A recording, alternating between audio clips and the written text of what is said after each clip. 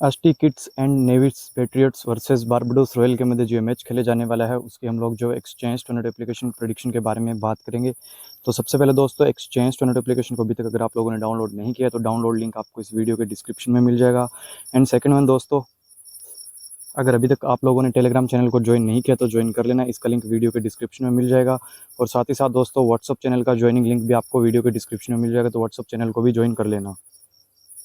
दोस्तों, मेरा हमेशा से ये टारगेट रहता है कि अगर फैंटेसी में पैसा बनाना है ना, तो प्रीवियस मैचेस हमेशा दिमाग में रखने चाहिए। और प्रीवियस मैचेस में वो नहीं जो हो चुके हैं, वो प्रीवियस मैचेस जिसमें हमने इन्वेस्टमेंट किया है और जिस इन्वेस्टमेंट पे या जिस प्लेयर से हमें लॉस हुआ है, फर्स्ट ऑफ ऑल उस प्लेयर से ही हमें वो लॉस निकालना चाहिए, ताकि अगर हम आगे कोई मैचेस जीतते हैं तो वो फंड तो हमारे पास आए ही आए, और जो हम हारे हैं वो भी रिकवर हो जाए। अदरवाइज क्या होता है कि हम हारते हैं, फिर नेक्स्ट में जीतते हैं, तो हारा हुआ और जीता हुआ उनको मिला के कैलकुलेट करके जो हार वाला पैसा था वो रिकवर होता है, उसके बाद तो थोड़ा बहुत बचता है, वो प्रॉफिट रहता है। मेरा मानना ये है कि हम जो अगर एक मैच हारते हैं और फिर जीतते हैं, जीता हुआ पैसा जैसे हमारा 2000 है और हारा हुआ पैसा 1000 है, ओवरऑल हमने 2000 जीते 1000 हारे, तो 1000 ही प्रॉफिट हुआ। मेरा मानना है कि अगर हम 2000 प्रॉफिट बना रहे हैं तो वो तो हमारा रही रहे, और जो 1000 हमने हारा है वो भी हम उसी प्लेयर से रिकवर करें। तो दोस्तों, इससे होता क्या है कि जैसे कि अगर हम 1000 हारे हैं तो वो हम उसी प्लेयर से रिकवर करके जो हमारा पिछला जो 1000 का लॉस था वो हम उस प्लेयर से निकालेंगे, ऊपर से प्रॉफिट भी बनाएंगे।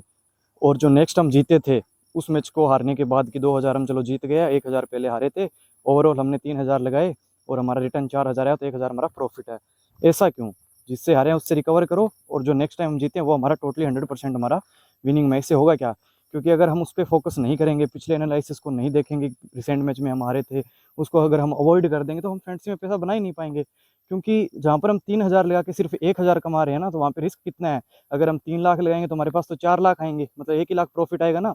और रिस्क भी तो हम 3 गुना ले रहे हैं ना, बड़ा, क्योंकि 3 लाख लगा रहे हैं। कम से कम उसी चीज़ में हाथ डालो जहाँ पर हमें 3 लाख के बदले 5 लाख मिले, कम से कम 2 लाख तो प्रॉफिट होना ही चाहिए ना। तो वही है कि अगर हम 1000 हार के उसको अवॉइड कर देते हैं, फिर नेक्स्ट मैच लगाते हैं कि 2000 लगाए हैं, चलो 4 बन गए, एक हम हारे थे वो रिकवर हो गया, ऊपर से एक प्रॉफिट बन गया। ऐसा नहीं, जहाँ पे हमने एक जो हारा है वो भी बनाओ, और जो जीत रहे हैं वो तो बढ़िया बात है, ताकि हमारा 1000 की जगह प्रॉफिट 3000 का रहे। जहाँ पर हम अगर फैंटेसी में 1 लाख बनाएंगे ना, क्योंकि ये 1-1000 अगर हम छोड़ते रहेंगे, अवॉइड करते रहेंगे, तो ये बाद में अगर हम कैलकुलेट करेंगे ना, जहाँ पर रकम बड़ी चली जाती है, तो जहाँ पर कि हम 1-1000 ऐसे बनाएंगे तो हमारा अगर 100 मैच भी हम जीतते हैं तो 1 लाख बनेगा। और अगर हम, जैसा ग्राफिक स्ट्रेटेजी के बारे में बोलता हूँ, अगर उस मैच को भी हम ध्यान में रख के, अगर उस प्लेयर पे भी फोकस रख के 2-3 दिन बाद जैसे भी उसके नेक्स्ट मैचेस आते हैं उसको स्टेप बाय स्टेप फॉलो करके अगर उससे भी प्रॉफिट हम निकाल लेते हैं ना, क्योंकि एक तो हमारा लॉस आएगा, ऊपर से उससे प्रॉफिट भी आएगा, तो वो 1 लाख की जगह ओवरऑल अगर हमारे 100 मैचेस हो जाएंगे या 2-3 महीने हो जाएंगे, जहाँ पर अगर हम 1 लाख बनाएंगे तो वहाँ पे 3 से 3.5 लाख रुपए होंगे। तो ये रकम बहुत बड़ी चली जाती है। इसलिए बोलता हूँ, फैंटेसी के अंदर अगर प्रोफेशनलिज्म से खेलना है तो हमेशा ये छोटी छोटी चीज़ें कवर अप करनी पड़ती है और अपना पूरा फोकस रहना पड़ता है। अब देखो, मैचेस जरूरी नहीं है कि एक दिन हम जीत के एक्साइटमेंट हो जाए और एक दिन हार के जो है वो हम बिल्कुल ही ऐसे सेट हो जाए कि ठीक है, जैसा कि हम हथियार फेंक देंगे। ऐसे तो बहुत पुराने टाइम में राजा महाराजा जो युद्ध करते थे, तो वहाँ पे तो उनको लगभग अपने पूरे जीवन काल में, अपने पूरा जो उन्होंने राज्य काल संभाला होता है उसके अंदर उन्होंने 10 युद्ध लड़े होते हैं। कई बार वो 2 जीतते हैं और 8 हार जाते हैं, बट उन 2 में भी उनका इतिहास में नाम आ जाता है, क्योंकि वो 2 युद्ध कैसे थे। उसी प्रकार अगर हम 8 मैच हारे हैं तो वो कितने फंड से आ रहे हैं, 500-500 रुपये से आ रहे हैं तो अलग बात है।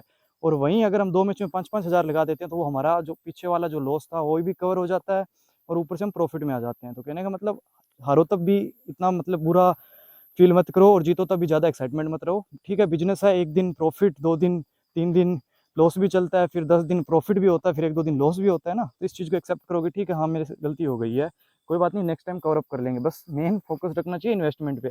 अगर इन्वेस्टमेंट ही हम खराब करेंगे, अगर हमारे पास नहीं रहेगा, तो फिर हम कुछ नहीं कर पाएंगे।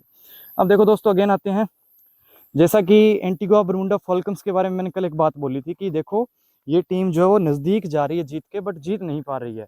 और अगेन 4 हारी हुई थी, 5वें में ग्राफिक स्ट्रेटेजी लग गया, जीत गई। क्रिकेट का लो है, जीत गई। ठीक है ना। T20 में वैसे स्पेशली मैंने अब आपको बार बार बोला है कि 5वें बार में या 6ठी बार में वो चीज़ काम करती है। एसटी किट्स नेविल पेट्री की अगर मैं बात करूँ, बहुत ज़्यादा अच्छी टीम है, बहुत ज़्यादा इनके पास हिटर्स भरे पड़े हैं। टीकेर के पास सेकंड स्ट्रॉन्गेस्ट टीम मैं इसको मानता हूँ, या इसके कंपैरिजन में गुआना वो कर सकते हो ना। ये 2-3 टीमें हैं जो कि बहुत ज़्यादा स्ट्रॉन्गेस्ट दिख रही है। बारबाडोस रॉयल भी बुरी नहीं है, बट अगर हम देखें क्वालीफायर 6 में से 4 टीम करती है तो यही है। एक तो TKR हो गई, एक अपने ST KNP ये हो गई, बारबाडोस रॉयल हो गई, उसके बाद गुआना हो गई। यही 3-4 टीमें हैं जो कि अच्छी लुक्स दिख रही है ना।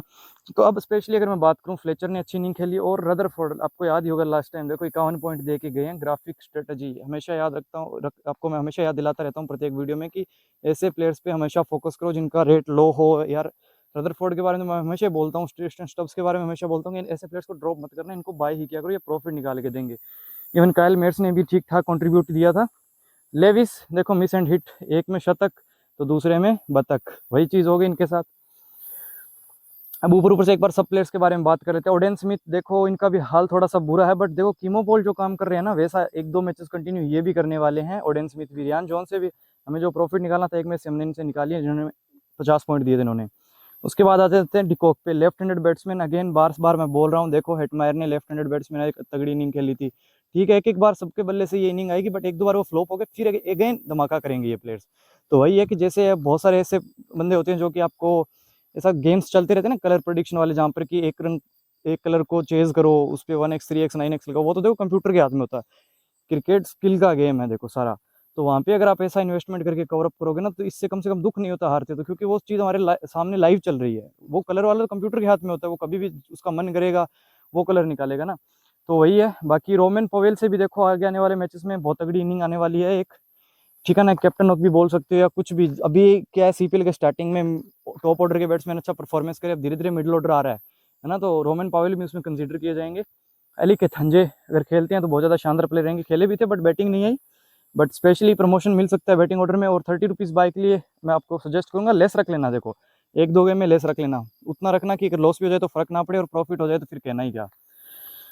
उसके बाद अगर हम बात करें वेला लागे, देखो मिस्ट्री स्पिनर स्पिनर चलते भी है, पिटाई भी होती है, पर बैटिंग का अभी वही चीज़ है कि फर्स्ट गेम में बैटिंग नहीं, तो अभी सेकंड गेम में थोड़ा सा देखना पड़ेगा, क्योंकि टॉप ऑर्डर का तो हमें कंफर्म था कि ये बैट्समैन आने वाले, वन डाउन नहीं आने वाला है। बट धीरे धीरे चौथे पांचवें छठे नंबर का भी प्लेयर का पता लग जाए, थोड़ा सा ईजी हो जाएगा, क्योंकि बाकी टीमों के दो दो मैचेस तीन तीन मैचेस हो चुके हैं, इवन चार चार मैचेस भी हो चुके हैं, बट बारबडोस रॉयल का सिर्फ एक मैच हुआ है। ओबेड मुकोय देखो एक टाइम था जहाँ पर लास्ट सीपीएल में बिल्कुल फ्लॉप चल रहा था, शायद इसने जितने भी मैचेस खेले थे उसमें विकेट लेस ही रहा था, एक आध विकेट मिला था उसमें भी, इकोनॉमी बहुत खराब थी। और अभी देखो ये सीजन में ये छाने वाला है। तो अभी वो जिस प्रकार से मैं आपको बॉलर का भी बता रहा हूँ वो भी अच्छा करें। लास्ट टाइम जो कल हमने प्रेडिक्शन वीडियो आपको प्रोवाइड किया था सलाम खिल की, मैंने आपको बताया था कि वो बहुत ज़्यादा इंपॉर्टेंट रहने वाला है टीकेआर की तरफ। सिर्फ एक प्लेयर का नाम लिया था मैंने बॉलर्स में और उसने ही काम निकाल दिया। इवन मोहम्मद आमिर के बारे में बोला था कि अगर वो उसकी टीम पहले बॉलिंग करती है तो मच बेटर रहेगा, बट उनकी टीम ने सेकंड बॉलिंग की, बट ओवरऑल लॉस नहीं दिया उसने, कैचेस वगैरह भी पकड़े थे। तो अब मेन बात पे आते हैं, देखो 38 रुपीज़ एविन लेविस है। देखो कल फकर जुमान को भी मैंने बाय के लिए सजेस्ट किया, लॉस नहीं दिया। इवन अगर हम सेल के साथ जाते तो हमारा लॉस होता, बाय में लॉस नहीं दिया, प्रॉफिट दिया बट लेस दिया। इवन मैं बोलूँगा लॉस से तो बेटर है कि थोड़े 5 या 7 रुपये पर शेयर प्रॉफिट आ जाए, वो बेटर है हमारे लिए। अब फ्लेचर की अगर मैं बात करूँ, कैप्टन नोक इन्होंने खेल दी, एक बहुत ही सुपर इनिंग खेली है। अब देखो मैं एक बात बोलूँ ना, एंड्रू फ्लेचर अभी एज भी इनकी 38 के करीब है, 38 ईयर ओल्ड है ये, बट जिस हिसाब से लास्ट सीजन था उस हिसाब से इम्प्रूव दिखे हैं और अच्छी मच बेटर इनिंग खेल रहे हैं। और कैप्टनसी जब आ जाती है ना तो फिर बंदा थोड़ा सा सॉलिड इनिंग खेलने की कोशिश करता है। अभी एक इनिंग आ चुकी है, सो मैं ये बोलूँगा थोड़ा सा कन्फ्यूजन है, बट स्टिल यही है कि अगर कई बार ऐसी कंडीशंस होती है, प्लेयर्स अगर फॉर्म में भी ना हो ना तो वो एक इनिंग ऐसी खेल जाता है, सेम अगेन भी खेल सकते हैं फ्लेचर, बट रदरफोर्ड पे फोकस करना, अभी इनका काम पूरा नहीं हुआ है। हमें जो सीजन से इनसे प्रॉफिट निकालना है वो अभी काम डन नहीं हुआ है। सो अगेन मैं बोलूंगा कि 27 रुपीज़ बाय के लिए बढ़िया पिक बनने वाली। नेक्स्ट 5 मैच में हम इनको बाय करके ही चलेंगे। और आपको मैं बता दूं जो 10-10 प्लेयर वाली लिस्ट है ना, बस उस वीडियो का थोड़ा सा वो आपको पता, अगर ऐसे बनाना होता तो मैं सीधा डाल देता। उसमें 3 से 4 प्लेयर ऐसे मिस है जिनकी मतलब जो होता है ना कि मैच एड होते जो क्लिप मेरे को मिल जाएगी, सो वो चाहिए। बट फिर भी मेरे को मतलब दुख इसलिए होता है क्योंकि मैं वीडियो नहीं अपलोड नहीं कर पा रहा हूँ 2-3 मैचेस की वजह से। सो मैं उसको एडजस्ट करूंगा, या तो क्विक बस से सीधा फोटो लेके उनकी जो इनिंग वाला या जो उनका नेम जो मेंशन होता है वैसे डाल के आपको प्रोवाइड कर दूंगा। क्योंकि जो प्लेयर सेटमायर हो गया, अच्छी इनिंग खेल के चला गया, इवन रदरफोर्ड खेल के चला गया, तो ये 2 प्लेयर हमसे चूक गए, अदरवाइज आप प्रॉफिट बनाते। बट कोई बात नहीं है, अभी टूर्नामेंट के लगभग 24-25 मैचेस पड़े हैं, सो कोई बात नहीं, हम प्रॉफिट निकाल लेंगे। सो कन्फ्यूजन वाला फ्लेचर है, लेविस लेस रखना, स्पेशली मैं अगेन बोलूंगा लेस रखना, मिस एंड हिट वाला प्लेयर है क्योंकि इनको भी तो हम बाय ही करने वाले हैं पूरे सीजन में, सो थोड़ा लेस रखना। रदरफोर्ड को भी लेस रखना, बाय करना है दोनों को। उसके बाद ओडेन स्मिथ लेस बाय, ठीक है ना। बाकी देखो ये मैच में थोड़ा सा अगर एक चीज़ बोलूँ ना, कल वाला जो मैच था उसमें भी मेरे को इतना ज़्यादा वो पोटेंशियल नहीं दिख रहा था प्रॉफिट का, और इसमें भी इतना ज़्यादा नहीं दिख रहा है। बट हाँ ठीक है, अगर जितना भी आ रहा है उतना प्रॉफिटेबल है, क्योंकि कवर तो करना पड़ेगा ना, क्योंकि आपका भी अगर आप जाते हो मैं आपको बोल रहा हूँ कि ठीक है मीडियम इन्वेस्टमेंट वाला मैच है या थोड़ा सा रिस्की, सो उस हिसाब से आप अपना इन्वेस्टमेंट बढ़ा भी सकते हो, रिड्यूस भी कर सकते हो, वो आप पे डिपेंड करता है। निकॉक मच बेटर नॉक खेलते हैं, आपको पता है ओडीआई हो फॉर्मेट चाहे T20 फॉर्मेट हो चाहे टेस्ट हो, जब ये खेलते हैं 2-2 3-3 मैच में अच्छा 50+ स्कोर ही करते हैं। सो कंटिन्यू अगेन इंपॉर्टेंट हो जाए। निकलस पूरन देखो आज डक पे गए थे, उसकी उनकी बात इसलिए कर रहा हूँ क्योंकि मैंने जो विकेट कीपिंग के लिए मेंशन किया था कि एक स्टंप वगैरह कैच वगैरह 20-25 पॉइंट या 15-20 पॉइंट में मान के चल रहा हूँ एवरेज, वो देखे गए थे निकलस पूरन। तो वही है कि ये अगेन विकेट कीपिंग से भी पॉइंट दे सकते हैं, और ओपनर है आते ही अभी देखो वही है कि डबल डिजिट स्कोर तो ये करते ही करते हैं। सो उस हिसाब से ट्राई कर रहे हैं ना। अगर लॉस भी देंगे ना, एक बात बोल रहा हूँ, अगर बाय करके हम चलते हैं, अगर लॉस भी देंगे तो वो है कि 20 रुपये पर शेयर लॉस देंगे, और अगर सेल में भी अगर मैं इनको सजेस्ट करता हूँ तो देखो ये 30-35 पॉइंट देख के जाएंगे। सो अब आप पे डिपेंड करता है, क्योंकि मेरे को तो मच कन्फ्यूजन है इन पे।